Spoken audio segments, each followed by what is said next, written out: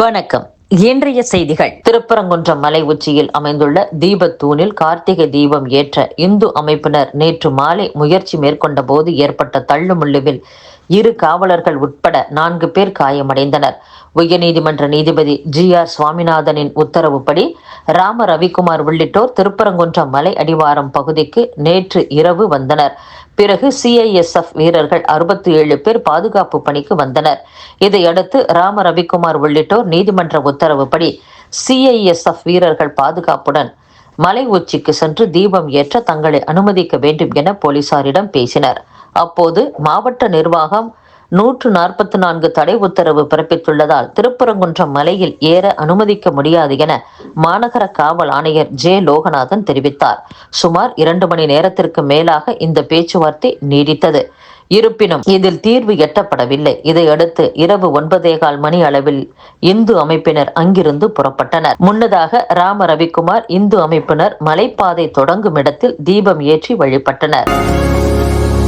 தர்மபுரி மாவட்டம் பாலக்கோடு அருகே 2 ஆதி திராவிட சமூகத்தைச் சேர்ந்த இளைஞர்கள் மர்மமான முறையில் உயிரிழந்த விவகாரம் தொடர்பாக தேசிய ஆதி திராவிடர் ஆணைய குழுவினர் பாலக்கோட்டில் விசாரணை மேற்கொண்டனர். அக்குழுவினர் சம்பவம் நேர்ந்த பகுதியில் ஆய்வு மேற்கொண்ட பின்னர் உயிரிழந்த இளைஞர்களின் பெற்றோர், உறவினர்கள், நண்பர்கள் மற்றும் வழக்கு பதிவு செய்த காவல் நிலைய அதிகாரிகள் உள்ளிட்டோரிடம் விசாரணை மேற்கொண்டனர்.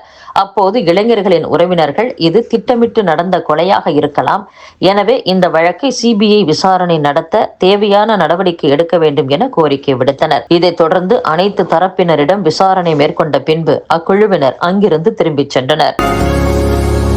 கோவை விமான நிலையம் அருகே குடியிருப்புகள் இல்லாத பகுதியில் தனது ஆண் நண்பருடன் காரில் அமர்ந்து பேசிக் கொண்டிருந்த கல்லூரி மாணவி நவம்பர் 2ஆம் தேதி கூட்டு பாலியல் வன்கொடுமை செய்யப்பட்ட விவகாரத்தில் கைது செய்யப்பட்ட 3 பேருக்கு மேலும் 15 நாட்கள் நீதிமன்ற காவலை நீட்டித்து கோவை மகளிர் கூடுதல் நீதிமன்றம் உத்தரவிட்டுள்ளது.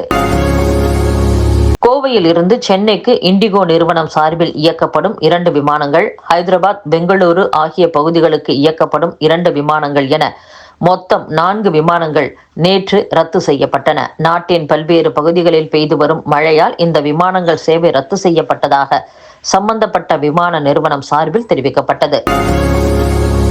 திருவண்ணாமலை அருணாச்சலேஸ்வரர் கோவில் கார்த்திகை தீப திருவிழாவை ஒட்டி தற்காலிக பேருந்து நிலையங்கள் அமைக்கப்பட்ட இடங்களில் சிலவற்றில் குடிநீர் வசதிகள் இல்லை என பக்தர்கள் புகார் தெரிவித்தனர். பக்தர்களின் வசதிக்காக திருவண்ணாமலை நகரை இணைக்கும் பிரதான சாலைகள் என தேர்ந்தெடுக்கப்பட்ட 24 இடங்களில் தமிழ்நாடு அரசு போக்குவரத்து கழகம் சார்பில் தற்காலிக பேருந்து நிலையங்கள் அமைக்கப்பட்டு அங்கிருந்து பல்வேறு பகுதிகளுக்கு பேருந்துகள் இயக்கப்பட்டன.